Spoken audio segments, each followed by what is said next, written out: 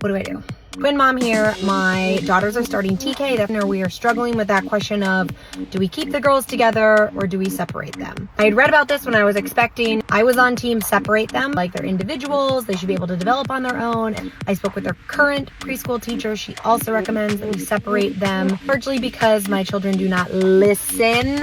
It's a systemic problem. I also wonder, do we just feel like they don't listen because they're bucketed together? Whereas when there's only one child, you're like, oh, that's Jaina, or oh, that's Jake. But when they're together, it's always like the twins. I think it's just two of them together. I looked to their new school and they were like, oh, of course you have to split them up. And is that the school policy or is that your personal opinion? You have to do it. And I was like, well, are you a twin mom? Are you a twin parent? Are you a twin? She was like, no. So then I took to my good friend Google, and like everything that I read was like, don't separate them, especially for identical twins, because they're so connected that when you separate them, it can be really emotionally challenging, making their entire experience worse than if they had just been kept together.